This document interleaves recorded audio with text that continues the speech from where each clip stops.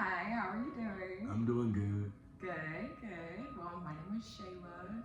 Um, so I am a first year graduate student for clinical mental health counseling, and I'm currently taking a skills class.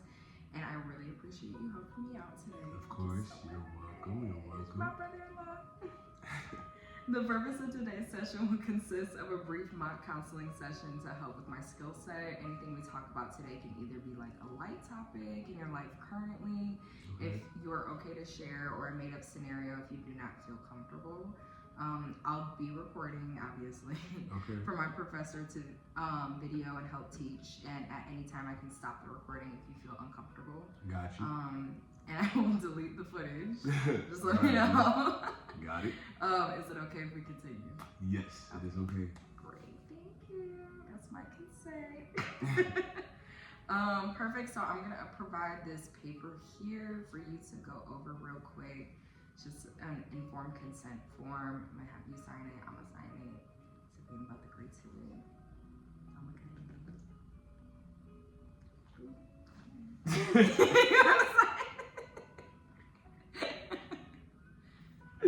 Okay, outside. You feeling a little giggly today, huh? No, yeah, I'm just having a good day. Yeah. Okay, I'm that's just having a good day. Alright, perfect. Alright, awesome. So, what brings you in today? Well, I just kind of wanted to, talk a little bit about, I want to just say like Black men and the mental health space with therapy, because I feel like a lot of Black men, we feel as though, we don't need therapy. And to be honest with you, like, I think that we're getting a little more progressive in the world with, not only Black men, but just Black people in general, just exploring therapy. So, I really think that, it's just cool. So this is my first session pretty much ever. Well, I actually did a session one time with a guy who, he wasn't necessarily a therapist, right? But he was like a life coach. So I don't know if y'all therapists subscribe to the life coaching thing. But after we spoke, he just kind of reiterated like some of my feelings. He didn't necessarily like give me any advice, which I like really felt like was really like interesting, right? Because sometimes I feel as though like, I might not be asking for advice, right? I might just need a rant or, dump it out, and sometimes I'll call my friends to do that. And, that's cool and all, but, I want to actually like get it out with somebody, like actually like talk about like, like me and my issues, sometimes. Cause I feel like, sometimes like my anger could be a problem, sometimes when I'm confronting issues with people, I might not, confront them in the best situations, right? Okay, so I'm hearing you want to talk a little bit more about like Black men's mental health, the stigma about it, and how it can contribute to different situations that happen in your life. Awesome. Yeah, we can totally do that for sure. So how are you feeling about just the phrase Black men's mental health, period? Well, how do I feel about that? I feel as though like it does not get spoken about often, right? Especially within our community, I feel like we don't talk about mental health because as Black men, right, you always are built up to be tough. I have a nephew who is a crybaby, and I try to like, I'll catch myself saying like, stop crying, or you need to be tough, like but I have to realize that like I grew up without my father in my life, so I feel as though like that all contributes back to that phrase, like that Black men's mental health. And yeah, that's kind of what I think about it. Like I don't know, I just feel as though like we are conditioned to be tough, and sometimes we have our days too.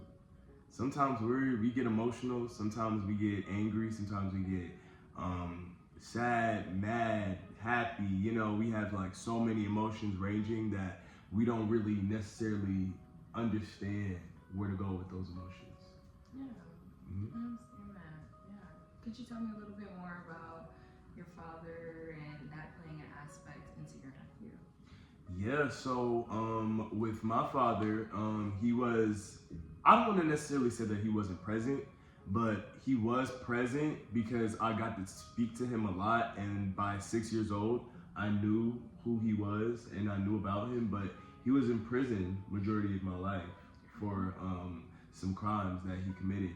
And it took a toll on me because I feel like I grew up with majority women, so I didn't really understand like, you know, what a father role is supposed to play like in my life. Like my mom did have some boyfriends where she had to, you know, present them to me, and you know, I took them for what it is. And some people I was like, some of the men I was like, all right, cool, you know, you have a good head on your shoulders, this is what I would want to be like.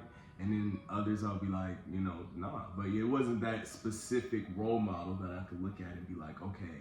And then also too, my uncle was in jail for a lot of my life too, so I wasn't able to like, you know, get that understanding from him, you know. Too, he was locked up for 7-8 years, and I feel like a really detrimental time of my growth and development, from about I want to say 10 years old to about 14 or 15, right? So that was like a good detrimental time for, you know, my uncle to be there. And I feel like he wasn't there, and I only had my older cousin, and I feel as though like he didn't really have that role model either, so he didn't know like how to guide us, you know. So it's like I can't even really like blame anybody, you know, for my mental health or how I feel or how anything plays out.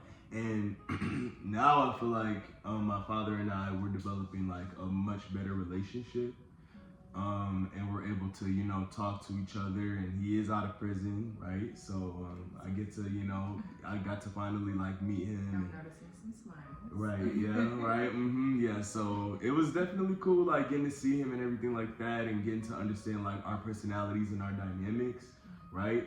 And so now for my nephew, he doesn't have his father right now, and he's around his older brother and his sisters, and you know, his mom and his auntie and everything. So I feel as though like sometimes they just don't want to hear that. They don't want to hear, you know, him cry. They don't want to hear because he's 8 years old. And it's like, you know, they expect more. They expect, you know, him to be a certain way, but we never really know how we're gonna turn out, you know. I remember there were certain times when I was 8 years old when they told me no and I couldn't control my emotions, and it just a tear ran down, and I'm like angry at myself for a tear running down, but that's just how I feel, you know. So I don't know. Feelings are valid. Exactly, right? Yeah. And so yeah, I feel like that plays like a huge role into, you know, Black men's mental health. Okay. So how do you feel? Do you feel that? Yeah. How do you feel that not having that father figure affected your mental health? Is that what I'm hearing? Yes. Is it in a? Can you tell me more about that? Like more positively, negatively? How are you feeling now? No, yeah. So definitely, I'm 100% feeling a lot more positive about it now, and I know I've heard you speak to Kareem about how you feel about the ages of 18 to 25 being like a really good time for development. And so I honestly believe in that too, because at this point, you know, from when I was 16 or 17 to how I feel now, I feel completely different, right? I feel like me and him get along a lot more. We're a lot closer, and like he actually like cares about family, right? So it's like as you grow, like, you know, because I have a really, really good close relationship with my mother, you know, and so learning and developing with him too was very interesting for me. It wasn't like I necessarily felt like I had to, you know, be like him or, you know, anything like that, because that's how my brother feels, you know. And so you know, that's just what it was. I don't know. Yeah, I feel good about it now. Yeah. I'm sensing a little hesitation on how your brother feels about it. Do you wish he felt different? Honestly, no. I don't wish he felt different at all. Like it's and that goes back to right how the mental health plays into it because he's gonna have his own thoughts and emotions. Like I can't stop how he feels about the situation. You know. So I'm hearing that there's some factors that are affecting it, but you're feeling more positive about it now. Yeah. Are there any goals you want to set within your relationship with your father moving forward? Well, moving forward, I want to keep a positive mindset, right? Because I feel like, to me, going back to the Bible and just kind of like how I feel about like God and everything, in the Bible it says honor your mother and father, right? So I just kind of want to try to live by that and just to kind of like, I'm gonna make mistakes, right? And I think that's a part of the whole mental health part of everything. Like you're gonna make mistakes, you're gonna feel like you have you're gonna feel mad at your parents someday, right? You're gonna feel sad at them, you're gonna feel all those emotions with your parents, right? So I feel like I'm allowing myself to make more mistakes, but also allowing myself to forgive them, and I know you're not really, it's okay to like hold the grudge sometimes, but it's just how you come out of that situation. How do you come out of it? You come out of it by, just being fearless. Like, you have to be fearless. You have to be able to talk to your parents and actually communicate with them because, not everybody has the best relationships with their parents. But for me, I felt lucky enough to have some parents who deeply care about me and love me, right? It feels good to feel that. Yeah. So what's like your fondest memory of both? Of both. I would say like for my mom, it was definitely going to Tennessee for her 50th birthday. She got all the family together. It was a really, really, really good time. And yeah, I just loved it. I love being around family. It just made me feel good to see everybody, So yeah, that was family is dope. really important to you. Yeah, family's really important to me. And then for my dad, I think that one of my fondest memories, I have two. So I also have two from my mom too. Did you want to hear that one? Sure. Okay, so yeah, the other one is where she just used to take us all the time because I have a summer birthday, so she used to, July 23rd. Oh, okay. Yeah. Mm-hmm. Cancer? No, Leo. Oh, okay. Yeah. I'm an Aries, so. Okay. All right. Fire signs. I know. Let me tell you. No, but yeah. So, in all seriousness, the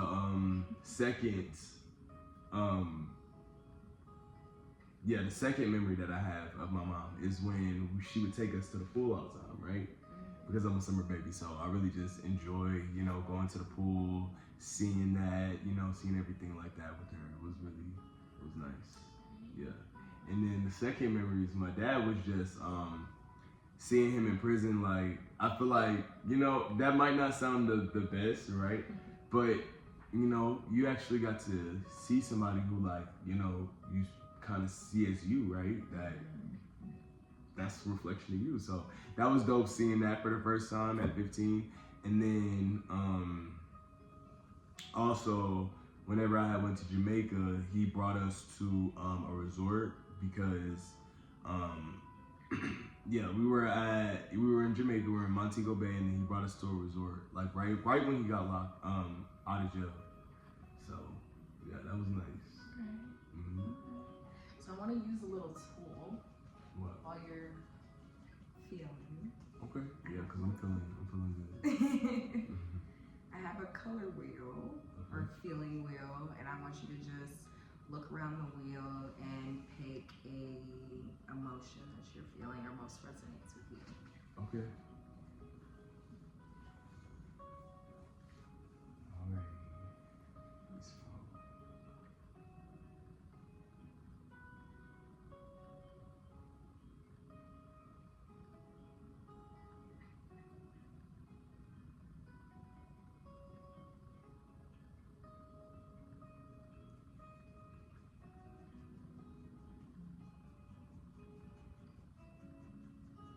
All right, I got two. Okay. All right, so I'm feeling, as far as the color wheel goes, I would say I'm probably feeling trusting over here on this side. So like right around here. And then I am also feeling important and seen. So yeah, I'm like right around here on the color wheel. Okay. Yeah. Blue and green. Blue and green. Yeah. Nice. Okay, so Like trusting, heard, and seen. Mm-hmm. Okay. Yeah. Definitely. And this is why like I really like started to understand that therapy is like where it's at, right? Because you know, you might not have to, like, you can just really just get out your feelings, right? And that's the best part about it, Absolutely. right? Absolutely. Mhm. Yeah. Well, now that we're feeling trust, remind me Just trust, and important and seen. And seen, there we go. Now that we're feeling that, so how can we keep these feelings and progress them within your relationships with your parents? Or how do you feel about working out a plan, working out some type of progress to embed that into your future? 100%. I feel as though that my parents' hugest problem with me is that, you know, they don't feel like I call them enough. But it's not that I don't call them enough, is that I just feel as though, like, you know, actually I don't call them enough, but I have to get better with like communication with them. So I feel as though like this AI thing is really cool because I can set timers as far as like when I text them, you know, every day. So that's really cool. So that was on the new iOS 18 update, shameless plug. That, you know, I can just, you know, text them. I can every day if I wanted to text them. Okay, so I can text them, good morning, I love you. You know, just to make sure that they hear from me, right? Because that's how I feel heard, right? So I want to give that just to make sure they feel seen by their kids, right? So I feel like that's the plan, right? And how will that make you feel? In return, the same way. Heard, seen, confident in our relationship. I think this is a good plan. Okay, I really enjoy how you're using more modern technologies to foster and plan, you know. Yeah, your it's dope, goals. right? Yeah. This is really neat. 100%. I didn't think of anything like that. It's really smart. That was great. Okay. Yeah. So the other issue that we talked about, we have your parents, and then we also have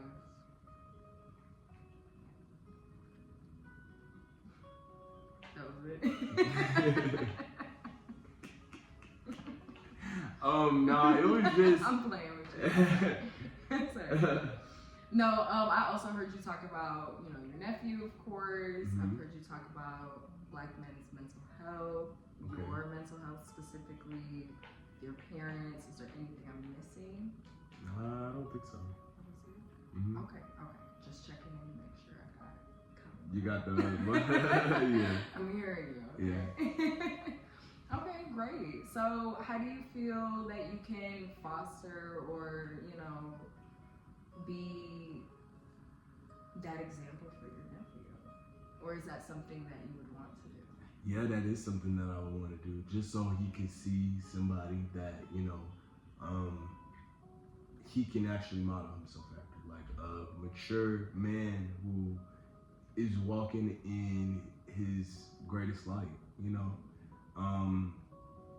walking a good, mature path, right? So, that's just kind of what I want to do. And honestly, I feel like I'm doing it right now just by, you know, going out with them, playing with them, making sure that, you know, I'm taking them out and everything like that. So I think that I'm doing a pretty good job right now.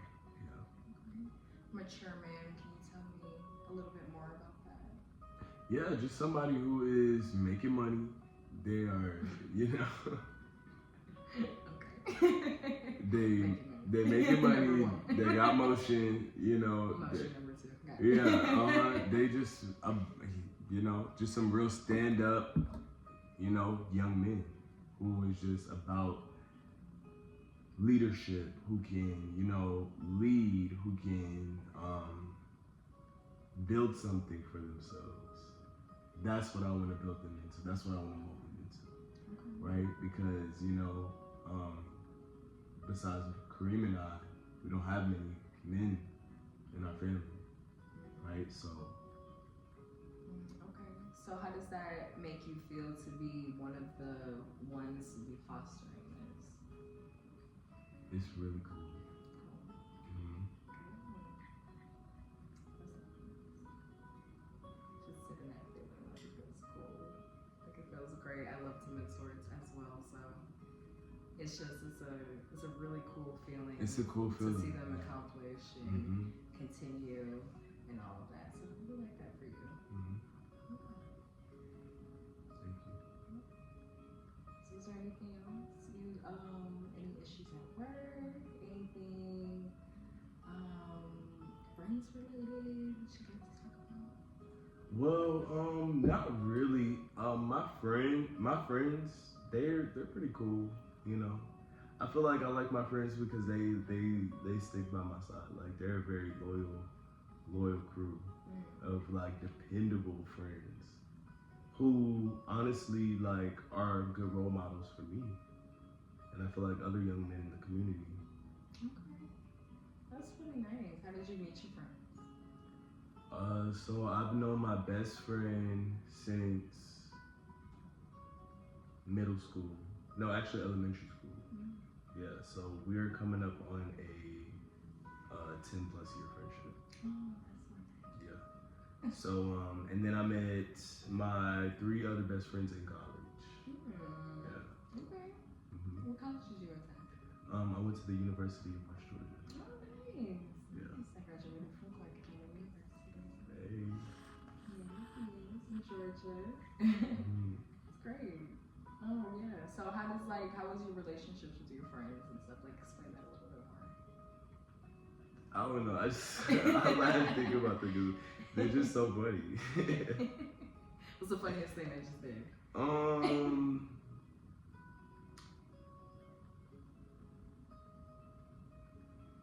It's not like I can't name specific like funny things that they do. They're just funny. Yeah. So. Okay, but they're good. That's great. Yeah. Okay. Well, we can jump back into the discussion about your parents, if that's okay. Mhm.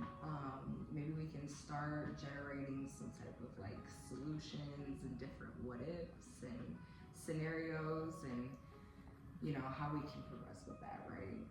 So your goal is to foster more positive relationships with your parents. Right. Right. Okay. So, and then you did bring up the idea about using the social media and the text app with the new iOS update and You got this. I got that right. You got it. I'm not that tech savvy, so I don't even know if my phone is updated to that. But okay. So, what if let's throw a hypothetical out there, right? Mm-hmm. What if the text doesn't go through? Then what Why happens? wouldn't it go Well, what if the update messes up, Okay. ironically, or something? through? Okay, You get right. what I'm All right. Then what happens? Then what will you do? Okay. I probably would just call them. Yeah. Do you think you would notice?